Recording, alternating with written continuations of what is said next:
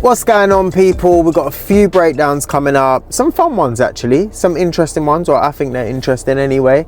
Some unusual ones, things you don't replace every day. But I hope you're all good. Please don't forget to hype. I'm still not 100% sure what the hype does, but if you can do it, that'll really help, I think. What have we got coming up? Sandown Tool Fair this week, actually. So if anyone's down there, I should be there tomorrow if you're watching this on Wednesday for a couple hours. Pop my head down there, see what's about. Hopefully there's some new, fun, interesting things with a good price. And other than that, there's nothing much to report. Signed up to Zero, the accounting software. And it's confusing. To be fair, I've not actually sat down and gone through it all yet. I've just been playing with bits and pieces here and there. I think I need some time to sit down, go through it all. I use Gas Engineer software at the moment, so I've connected it to that. But yeah, I just need to sit and get my head around it. So if anyone knows, anyone got any tips, or if anyone can suggest any good videos, especially ones that link to Gas Engineer software, and how you use those two together. I had a quick look. I don't think I can find anything, but yeah, be good if you can get that. If not, maybe I'll do one in the future, but let's get on some work. So I'm back on this Ariston 24 MFFI Microgenis, one of them, the HE version, and it keeps coming up EO2 on heating. Water works fine. I think it's going to be pressure sensor. But let's have a look.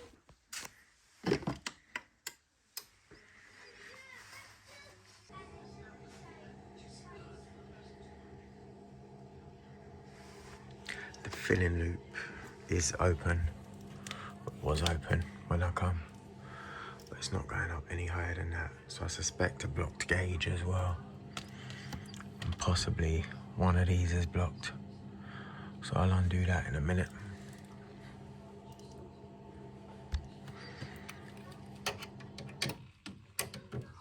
There you go, EO2.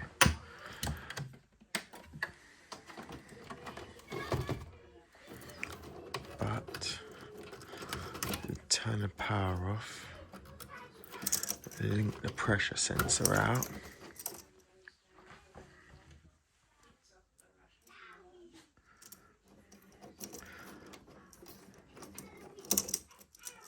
I mean, I suspect it is just going to be a case of low pressure. If the filling loop, if the pressure sensor and or filling loop is blocked too. But let's link out the switch and just see what it does.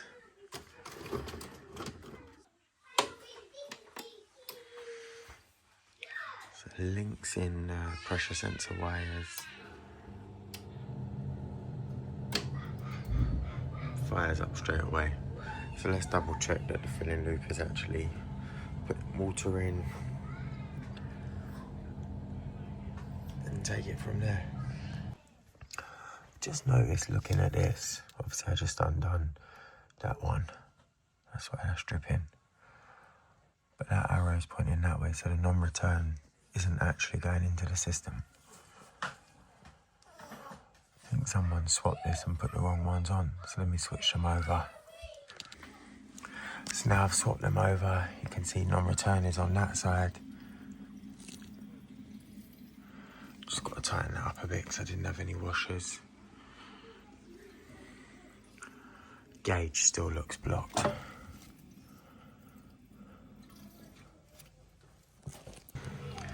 So gauge looks blocked still. I've put a load of pressure in there. Don't ask me how that's ever worked. It's been like that since installation, which I fully agree, to be honest. It looks like original, doesn't look like it's been touched, but somehow the non-return used to let pressure in. I know it did because I topped it up myself a couple of weeks ago, you would have seen in the video. And yeah, it's been looked after by one of the larger companies for quite a long time. But again, the weird thing is I know that I topped it up not too long ago. There's a crack on my, across my camera. But yeah, anyways, that is done. I know I might get some criticism as to why I checked the pressure sensor and linked that out, because the filling loop was blocked, and I knew it was blocked from previous visits. Before messing about with all the other stuff, I wanted to make sure that it would fire up if the boiler fault there had pressure and there wasn't another issue. It makes sense in my head. Hope that makes sense to you. Let me know if it doesn't. Jump in the comments. Yeah. Next one is no hot water. Heating works fine. I've got an ESI programmer that I fitted not too long ago. Let's do some testing. So I'm going to work backwards. I will start with zone valve. I want to check if I've got power into the brown, which is a switch live, which comes from the cylinder stat, which comes from the programmer. So let's see what we got. So in here, we got the grey wire there, which is my hot water on, which sends power to the cylinder stat.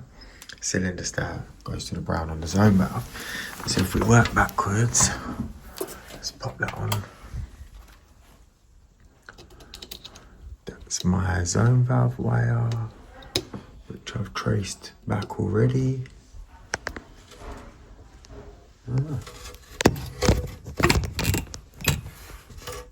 0 volts. So if we go back to there, we've got 240. So that's going into the cylinder stat, 240 from the programmer to the cylinder stat. So it must be a cylinder stat issue.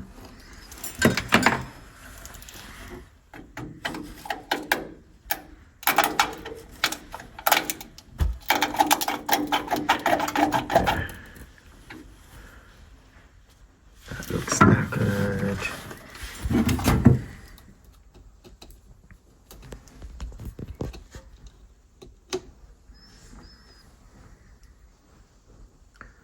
Let's see if I got one. So I'm not sure you can hear me, but someone's running a shower pump. I have swapped over that. That's why that's not working. So let's turn it on and see. So that's in, power's on.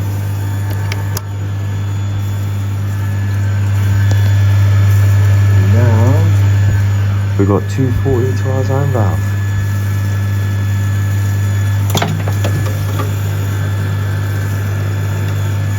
That's going over. Success. So I think I can count on one hand the amount of times I've changed a cylinder stat in 20 years, or especially them Honeywell ones. I literally think it'd be less than 5.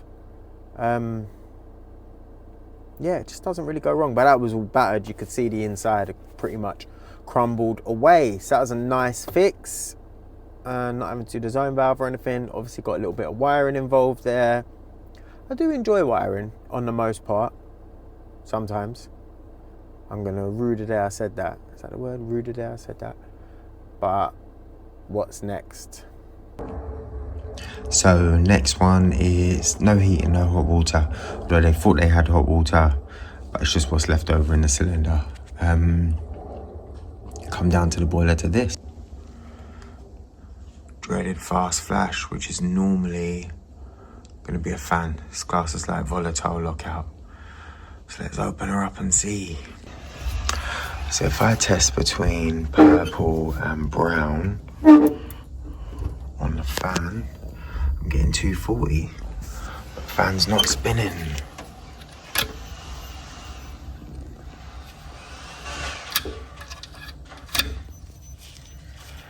Come on, fan.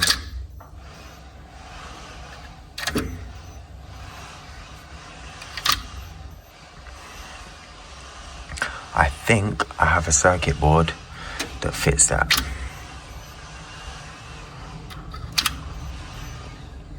Let's go check. So to replace these, take the code plug off.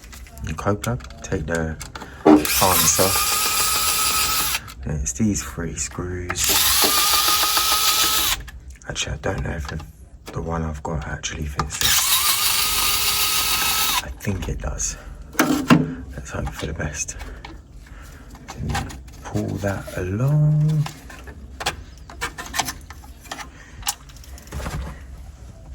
Then you got a couple of screws. Just the one screw actually. And you got to try and get this off. That's hard to prise off. So I've undone that screw, sitting down there. And then you have to take that out. You've got those two little prongs there. There's my new one. Two little prongs there. You've got to try and line that up. There we go. Screw that in.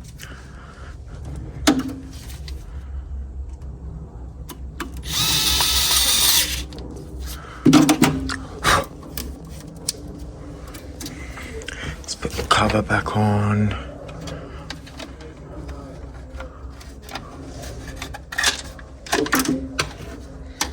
Oh, lost two screws in there somewhere. Let's find them. What didn't I do? Didn't put the impeller back on. But I did find all 3 screws. So let's take that off, impeller back on, and let's see if it fires. Okay, power back on.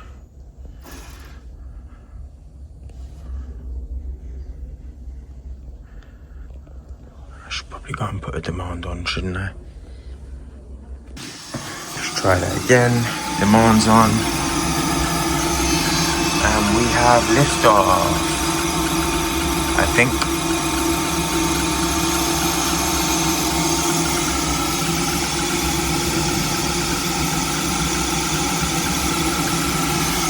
It's not fired yet.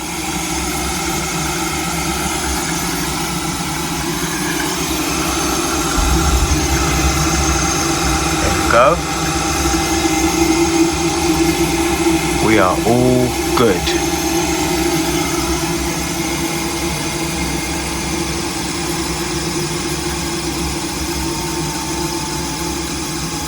So there you have it, another week done. Some interesting jobs, as I say.